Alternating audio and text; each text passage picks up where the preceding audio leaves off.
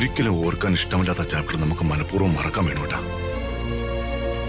നമുക്ക് ഋതുമോളുടെ കാര്യം സംസാരിക്കാം.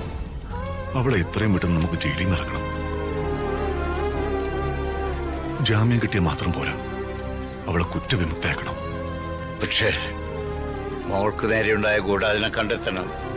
മോള് കുറ്റക്കാരിയില്ലെന്ന് കോടതിയെ ബോധ്യപ്പെടുത്തണം. വർമ്മ സാറ് സുപ്രീം കോർട്ടിൽ ഒരു ലേഡി അഡ്വക്കേറ്റിന്റെ കാര്യം എപ്പോഴും പറയാറുണ്ടല്ലോ. വിളിച്ചെന്നും പറഞ്ഞായിരുന്നു.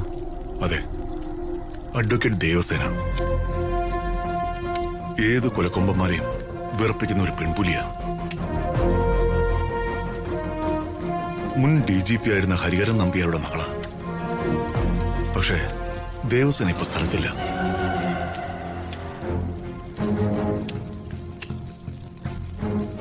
ഞാൻ പല പ്രാവശ്യം വിളിച്ചിട്ടും കിട്ടിയിട്ടുമില്ല. ദുബായിലോ മറ്റോ ആണെന്ന് തോന്നുന്നു. ഞാൻ മെസ്സേജ് അയച്ചിട്ടുണ്ട്.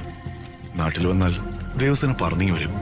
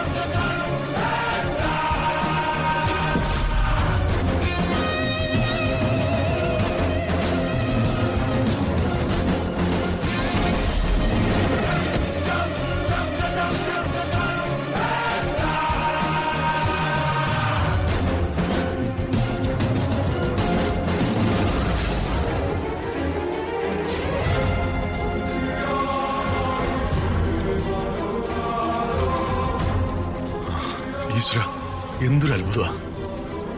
ഇതാണ് ദൈവത്തിന്റെ കളി എന്ന് പറയുന്നത്. എന്തൊരു ആയുസ്! എന്താ സർ? രാജു, അതാ അഡ്വക്കേറ്റ് ദേവസേന.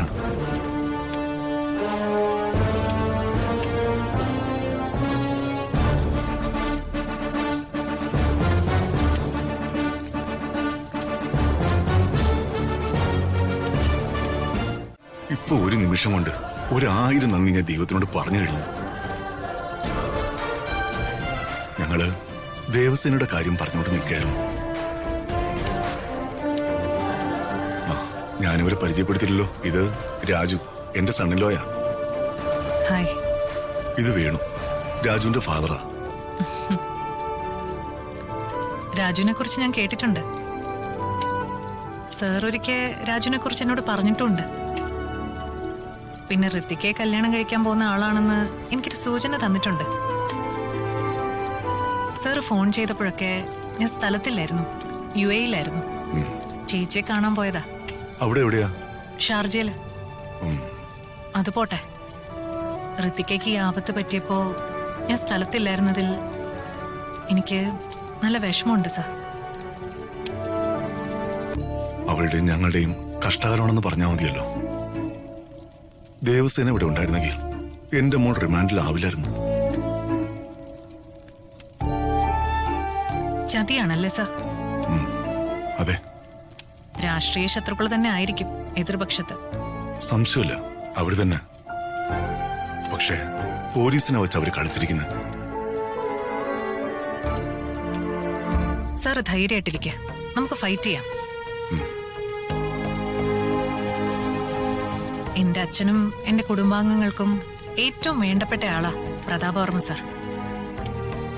സാറിനും സാറിന്റെ മകൾക്കും വേണ്ടി ഞാൻ എന്തെങ്കിലും ചെയ്തില്ലെങ്കിൽ പിന്നെ എന്തിനാ എനിക്ക് ലോയർ കോട്ട്?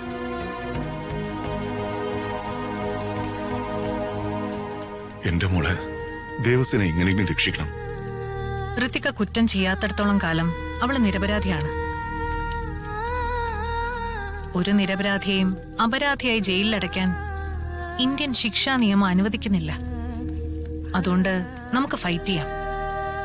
വിജയ് നമ്മുടെ കൂടെ ആയിരിക്കും.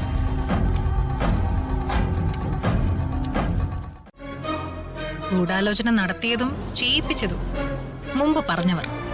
മാഡം, പക്ഷേ ജഗന്നാഥനെ വെടിവെച്ച് കൊന്നത് ഇയാളായിരിക്കില്ല. അല്ല, ഒരിക്കലുമല്ല.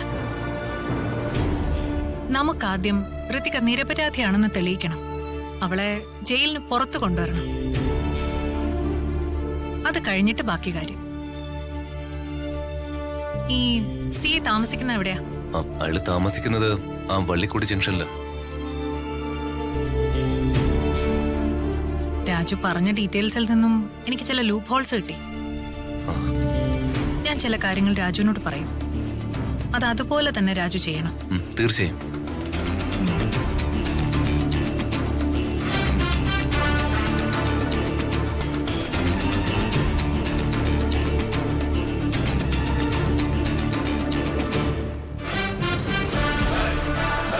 Okay madam.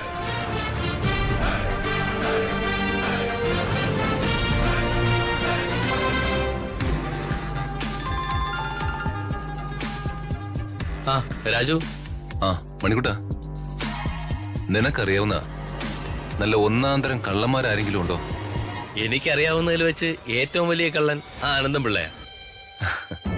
അയാള് പിന്നെ മതി. ഇപ്പൊ മിടുക്കനായ ഒരു കള്ളനെ വേണം. ഞാൻ നോക്കട്ടെ, ശരിയാക്കി തരാം.